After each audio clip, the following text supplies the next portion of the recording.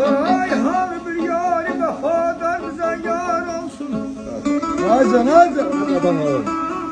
Vay har ya bir yâri vefadar bize yar olsun. Dilmez ruhimize, dil vermez zar olsun.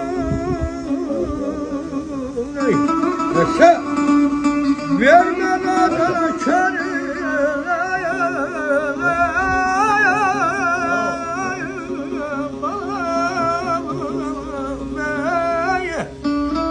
Vermen adana körsünün yagah etme.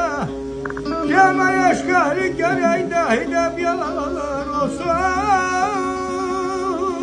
Acan adama sağ ol.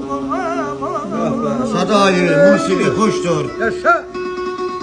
Sadayı musiki hoşdur benimle yar olan yerde. Hususen zövq alar arif muğamat var olan yerde.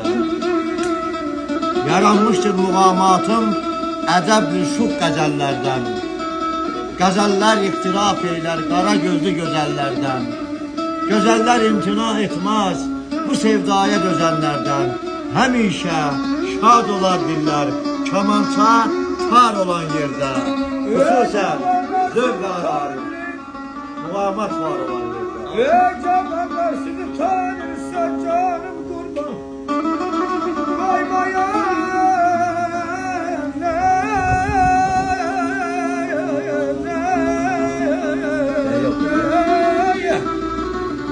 ey cavanlar sizi tanırsa canım kurban. Vay vay siz bu muhammatımız kar olsun.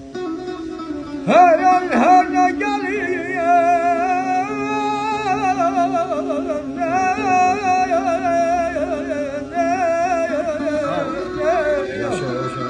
Her an her ne geldiğine ifade eyleyin.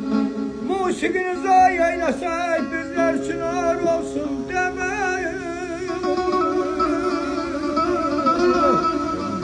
Deme zülfüyle seyit gitti bilenler yoktur. İsteyirsen buyur gel söyleyeyim aşkar olsun hacı. Hacıya söyle bizi tebliğ eyleyin. Çare yok gelse yer asker. Ya da cebbar olsun aman aman aman. Ya da aman aman aman.